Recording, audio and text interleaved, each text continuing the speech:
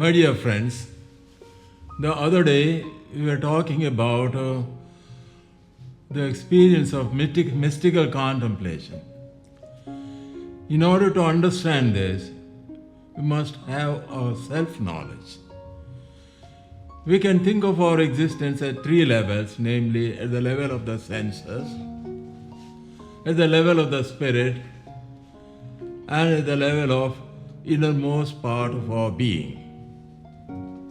There are many others speak about it. Let's now go into details, because mystical experience cannot be had at the sense level, nor it can be had at the level of our inner spiritual faculties, but it is to be had at the pure spirit level. It's possible that the experience of the senses or experience of the spiritual faculties become a hindrance, a stumbling block to mystical contemplation. And therefore, we must understand how our senses function. We have 5 senses, which in Kannada we call Panchendriya, 5 senses. These are the only windows through which we have the knowledge. As Aristotle says, nothing is in the intellect unless it has passed through the senses. So our inner experience that's natural for us, the inner faculties of the intellect, memory and imagination, is passed through the senses. Senses put us in contact with the world outside. If we don't have sense experience, to that extent, we will not have the experience of the world outside. If we don't have sense of sight, we will not have the experience of sense of color, which is got through the sense of sight.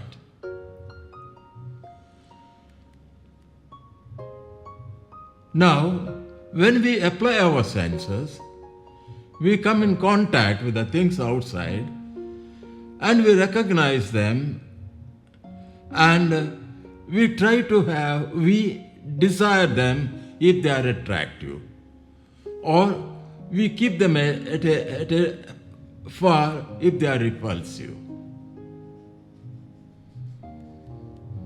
Now, when they are attractive and when we get involved in them, we have certain delight.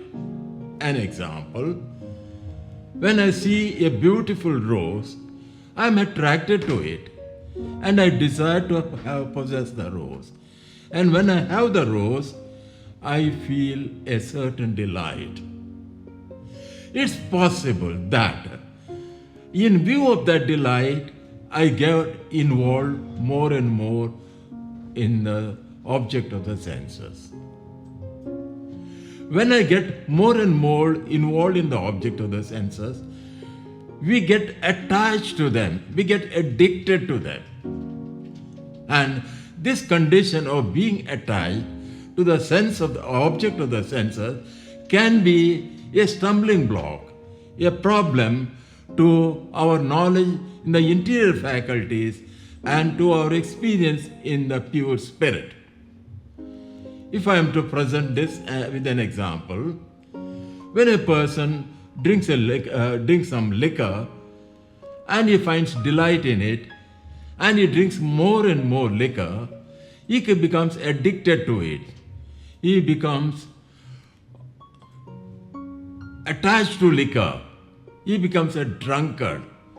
Then he cannot have deeper experience in the senses, in the interior faculties of the interior intellect, and also in the innermost experience of the spirit.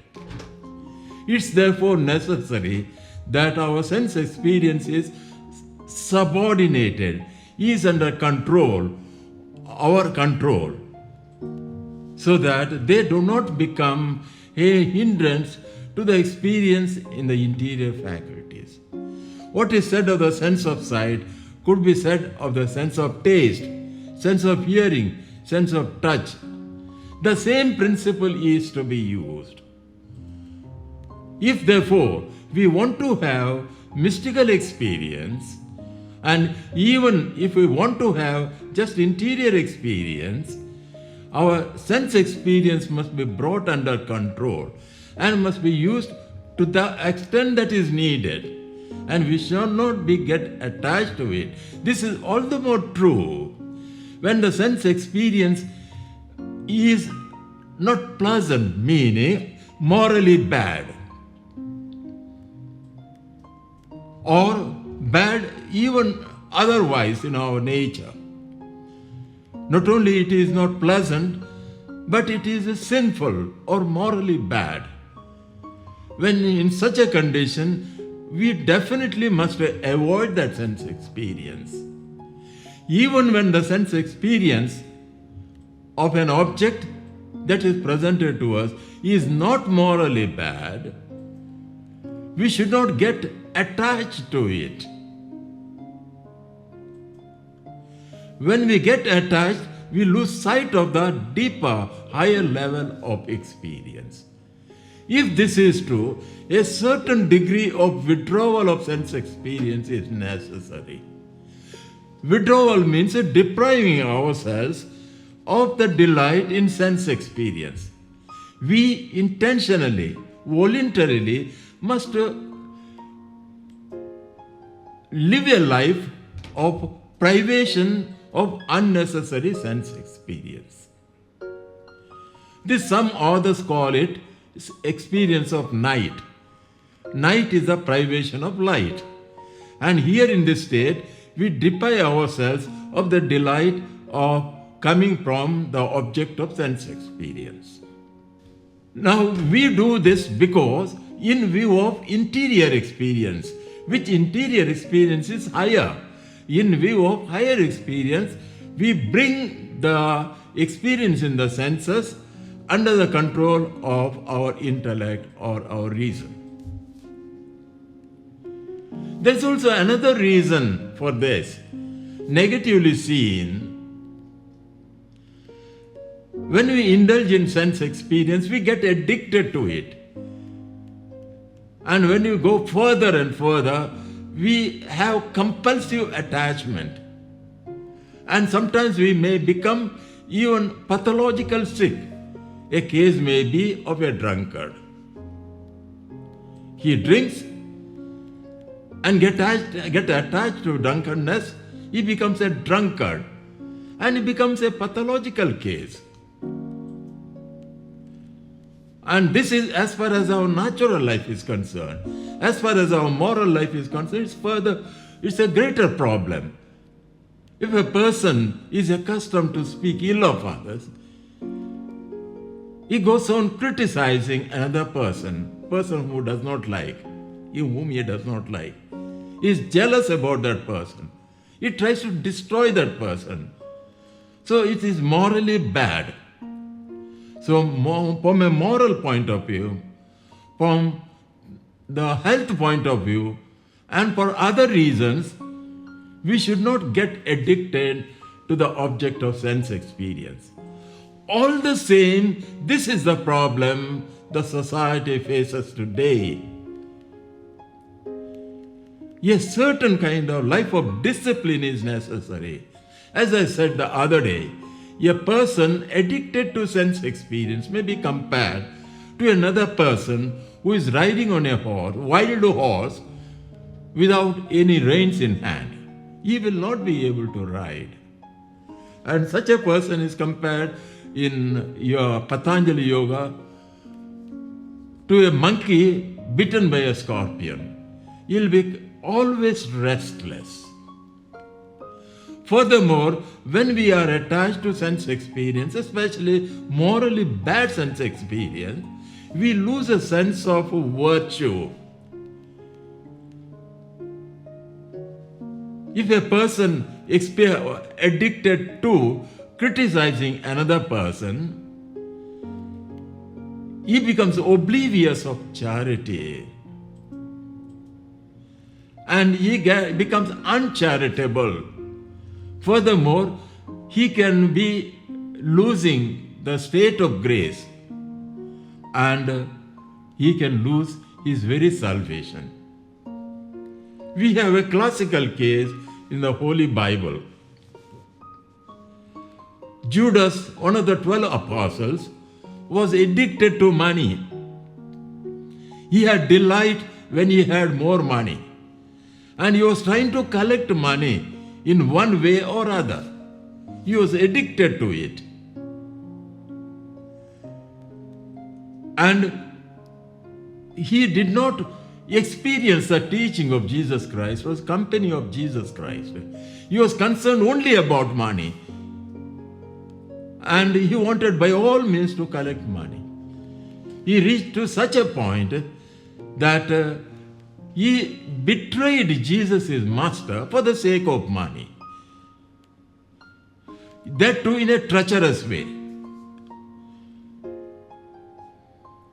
So then, when we are addicted, given too much to sense experience, we not only become sick as far as health is concerned, we become dull in our intellect, we become also immoral in our moral life. Thus, our addiction to sense experience darkens us. Our addiction to the passions, the emotions of sense experience darken us. For example, when we are addicted to anger, we cannot make a sound judgment. We become darkened in our intelligence. We become weary. We become weakened. We become defiled, and we become also losing the destiny of our life. It's therefore we bring our sense experience in subordination to the intellect. There's a case that attested by our Lord Jesus Christ himself. When he was in the agony, he went to the apostles and requested them to keep company with him. They wanted to keep company, but then they fell asleep. And Jesus testifies, the spirit is willing, but the flesh is weak. Of course, we all have good will. Spirit is willing. But our addiction to sense experience is such that we are not able to do what we want. St. Paul says, I do not what I would, but what I would not. Very often we decide something to do, which is good, which is better, but we end up in doing just the contrary. And this is the experience of every one of us. Every day we happen to commit this mistake. We have the good will. We know what is right, what is wrong, what is good, what is bad. We want to avoid what is bad and want to do what is good, but end up in doing what we do not want to do. End up in saying in what we do not want to say. This is our story. It's simply because our sense experience is not under the control of our reason. Sense experience is not brought under the control of the reason. On the contrary, our reason becomes under the control of sense experience. Then how do we go about is the question. How do we succeed to use our senses in the right way, as a tool, as an adequate means to grow in the knowledge of the interior faculties? This is our question. If we fail in this, perhaps we won't be able to attain whatever we decide. An example, a student who wants to study, but indulging in sense experience, maybe watching films or some other thing, he cannot study well. But then the question is, how do we succeed in bringing sense experience under the control of reason, so that we may grow in the intellectual knowledge in the first instance. In the second instance, we grow in mystical wisdom. There are two ways we can think of: a negative one or a positive one. Negative one is focusing our attention, what is the highest for us Christians, because we are talking about Christian contemplation. This is centered on the mystery of God. And the mystery of God is seen in the mystery of Jesus Christ. Because we are at the first level of organizing, directing our sense experience to this mystical contemplation, we must take something that is appealing to the senses. We may think of the Lord Jesus Christ, his life, and meditate on his life. So then, according to the teaching of St. John of the Cross, we must take a model in our life. In everything, we take a model, we take an example. When we construct a building, we have a blueprint. And in the blueprint, we know what we have to construct, how the building has to come about. The blueprint of our life, our transformed life, the life which we want to live, the life, kind of life we want to attain, is Jesus Christ. Jesus Christ is the blueprint of our life. In him there was no sin. He went on doing good. He was wisdom incarnate. He was the Savior. He is the blueprint of our life. We need to keep his image always before us. And this has an impact on us. Secondly, Jesus Christ is a sacrament of sanctity, sacrament of salvation. If we can go near the fire and cannot return without absorbing some heat from the fire, much more so, we cannot go on thinking of Jesus Christ, meditating on the life of Christ, and at the same time remain in the same condition. Thirdly, the Word was incarnated, became put on human condition, not merely to redeem us. God in his wisdom could have done it otherwise also, in some other way. Jesus Christ was incarnated to be the model of sanctity, model of transformation. He was just like us in everything except sin. He had suffering, he had hunger, he had thirst, he was tempted, he was tired, he wanted rest. Jesus Christ was just like any other man in the streets of Galilee, except that he had no sin. He did not commit sin. That's why the Lord Jesus said, "Who shall convict me of sin?" In him there was no sin. So he is the model for a meaningful life, a transformed life. So therefore, when we keep attention on him, we can see how we can live. Not only on Jesus Christ in general, but in every activity. First of all, have a generic intention. Maybe in the morning, to set Jesus Christ as our model of sanctity. And apply it as far as possible to at least major activities in our life, major milestones in our life. When we apply ourselves to work, when we meet with some problem, when we are sick, how Jesus Christ conducted himself. So therefore, we keep before us the model of Jesus Christ. He is the perfect image of the invisible God, perfect image of the Father. He is the way, truth, and the life. We are called to be formed after his image. That's why he came into the world. Learn from me, he said, because I am meek and humble of heart. In a word, if you want to be holy, if you want to bring our senses under the control of reason, one of the best ways for us, the Christians, is to follow the example of Jesus Christ. Here, not only because we are Christians, but He is the best model for us. He Himself has testified. Learn from me because I am meek and humble of heart. He was sent into the world for that.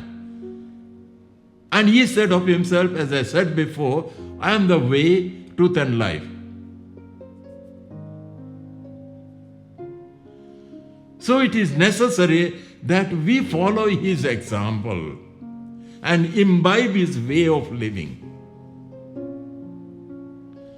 True, it is appealing to us. The very person of Jesus Christ is appealing to us. He is the sacrament of sanctity, sacrament of salvation.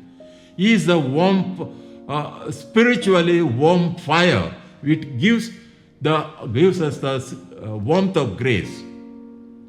Now, in order to do this, we must meditate on the life of Christ. We must reflect on the life of Christ. He is the Word incarnate. All that He said, all that He did, and His very life is the Word of God. He is the revelation of God. We must meditate on His life, every step of His life, every milestones of His life. And when we meditate on His life, we unintentionally or without our knowledge imbibe His way of living. We put on His way of living. We tend to imbibe His way of living. This is true not only as regards Jesus Christ. For example, a child, if that child is impressed on her miss or teacher is impressed on the child imitates the teacher. Here it is much more. Jesus is our model, our redeemer, our sanctifier. Yes. When we intentionally meditate on His life, on His activity, on His mission, we are inclined to follow Him. Now, when we intentionally want to be like Him, in our activity also we try to be like Him, in our talk also like to be, then we gradually become like Him. So meditation is one of the best ways of imitating Christ. One may say meditation is our activity. Yes, it is our activity. Now, religious experience in the senses is not mystical experience. Religious experience is the experience of the divine conditioned by our faculties. As far as senses are concerned, it is conditioned by the senses. It is not and cannot be pure mystical experience. But then in view of experience, mystical experience, we condition our religious experience in the senses. Or non-religious experience, we get detached from non-religious experience. Because we condition ourselves, our religious experience felt in the senses, felt in the interior faculties, the divine or the experience of Jesus Christ also felt that way. But then at a higher level, setting us an example. It's therefore necessary that we meditate on the life of Jesus Christ. Now, as far as Jesus' life is concerned, His main concern was, the only concern of Jesus Christ was to do the will of His Father. When His mother and brethren were waiting to see Him, and it was reported to Him that His mother and His brethren are waiting outside to see Him, pointing out to His disciples, He said, "Who is my mother? Who are my brethren? Those who do the will of my Heavenly Father are my mother, brother and sister." Meaning, Jesus Christ paid highest attention to the will of His Father. When He was in the Garden of Gethsemane in agony, He prayed, even at that moment, He prayed, "Not my will, thy will be done." Even when he died, he surrendered to his will, to the will of God, and in that way he died. For Jesus Christ, the will of the Father was his meat. That's what he said to the Samaritan woman at the Jacob's well. Will of his Father was his concern. So therefore, we also, knowing the way Jesus Christ lived, we also must live to fulfill the will of the Father.